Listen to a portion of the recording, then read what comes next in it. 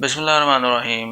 ایک دفعہ کا ذکر ہے کہ ایک چھوٹا بچہ تھا پلے گروپ کا، اسکول سے جو ہے کسی دوسرے بچے کے بیگ سے جمیٹری چرا کے لے آتا ہے، تو اپنی ماما کو بتاتا ہے کہ ماما یہ دیکھو میں نے کسی بچے کی جمیٹری چرائی ہے۔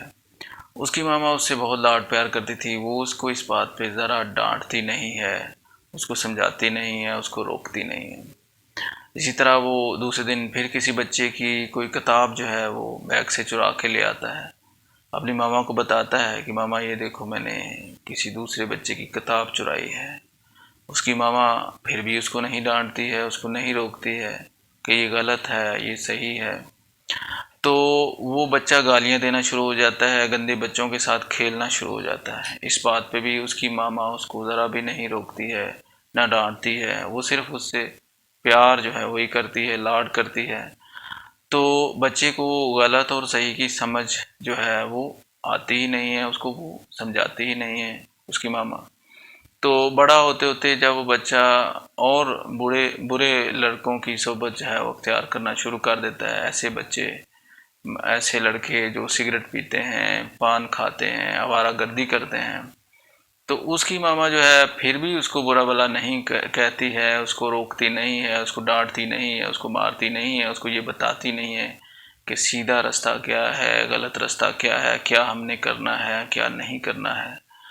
تو وقت پاس ہوتے ہوتے وہ بچہ جو ہے بڑا ہو کر ایک بہت بڑا بدمعاش، چور اور ڈاکو بن جاتا ہے۔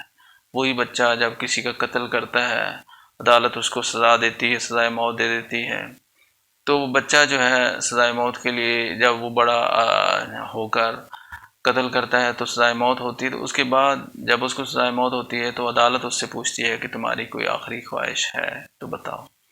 تو وہ بچہ کہتا ہے، وہ لڑکا کہتا ہے کہ جی میری ماما کو بھی بلایا جائے اور اس کو بھی سزائے موت دی جائے۔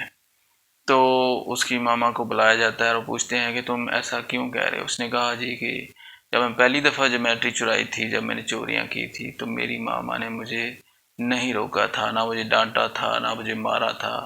میری ماما نے کبھی مجھے بتایا ہی نہیں کہ یہ غلط راستہ ہے اور یہ صحیح راستہ ہے۔ پہلے دن ہی اگر مجھے وہ چوری سے روک لیتی تو آج میں بہت بڑا چور، ڈاکو، لٹیرا اور قاتل نہ بنتا۔ تو اس کہانی کا نتیجہ یہ ہے کہ بچوں کے ماں باپ جو ہیں وہ اپنے بچوں کو جو روکتے ہیں، مارتے ہیں، پیٹتے ہیں یا ڈانٹتے ہیں کہ یہ صحیح ہے، یہ غلط ہے، وہ بالکل صحیح کرتے ہیں، وہ اپنا رول صحیح ادا کرتے ہیں تاکہ بچوں کی بہتر تربیت ہو سکے۔ اور جو اپنے بچوں کو غلط کام سے، غلط رویوں سے، برے رویوں سے، بری حرکتوں سے نہیں روکتے ہیں، وہ غلط کرتے ہیں، وہی بچے کل کو بڑے ہو کر معاشرے کے لیے نقصان دہ ہو سکتے ہیں، اپنا کیریئر تباہ کر سکتے ہیں۔ تو نپ دا ایول ان دا بڈ، اس کہانی کا کنکلوژن یہ ہے کہ برائی کو شروع دن سے ہی ختم کر دینا چاہیے۔ نپ دا ایول ان دا بڈ، برائی کو پھوٹنے سے پہلے ہی ختم کر دینا چاہیے۔ Thank you very much.